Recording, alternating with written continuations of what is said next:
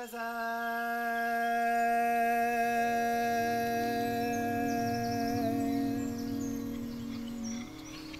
Trails drags on and on.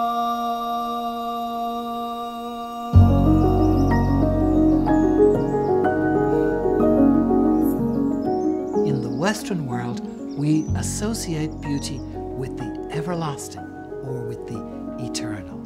We can find an example of this expression in Shakespeare's poem, "So long as men can breathe and eyes can see, so long lives this and gives life to thee." Whereas in the Japanese, in the Ise Monogatari, the poet says it is because the cherry blossom is fleeting, it's beautiful, and we should admire it for that very fleeting beauty. Western art feels rather logical and calculated, and it's very symmetrical. It almost seems to be reaching for heaven. But Japanese art has a lot of respect for nature, and it allows the unbalanced and the asymmetrical. And it also leaves blank spaces and allows for instantaneous things. Within Japanese art, there's a great respect for natural materials. Another very important aspect of Japanese beauty is the love of saying things indirectly. A novelist couldn't say directly to the person that he loved, "I love you." So instead he said, "The moon is beautiful because I'm watching it with you." The Japanese craftspeople have a really great respect for the materials that they use. So it's almost like the tools that they use and the materials and the craftsmen themselves become one together to produce a beautiful object. In the 19th century, Japanism spread around Europe and then later to the world.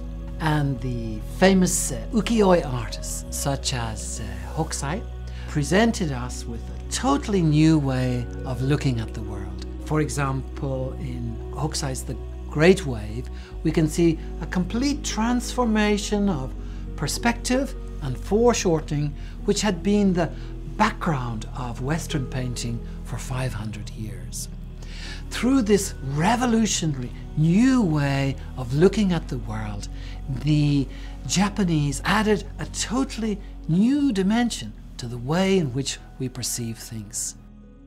Before the Victorian period, there were only natural dyes, and yet the kimono of ancient Japan were dyed in the most beautiful colors. Sometimes, in order to obtain those deep reds and other colors, it was necessary to dye the fabric up to 40 times. And that tradition of using natural dyes still continues in the kimono world.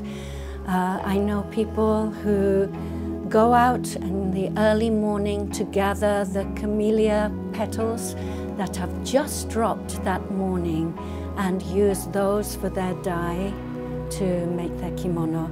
It's such a beautiful expression of respect for nature.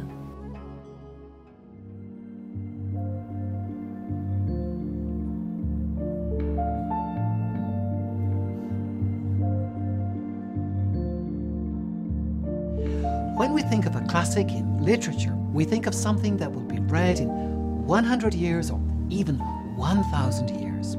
Something that provides a mirror of society and something of eternal value for us. Even if 100 years passed, it will still feel fresh and new.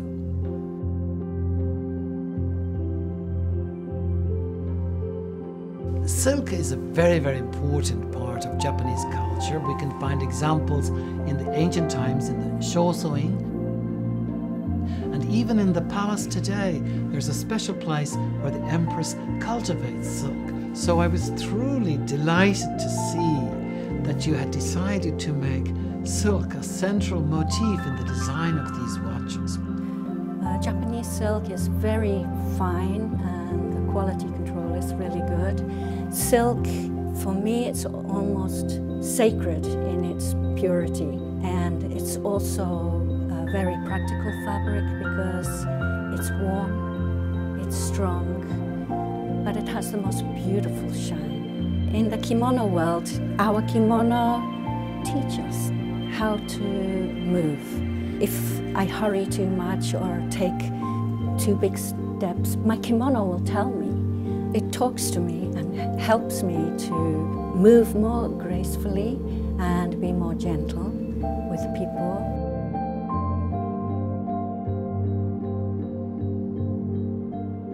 It's very gentle with soft curves, and the face has a refined sheen like crepe silk.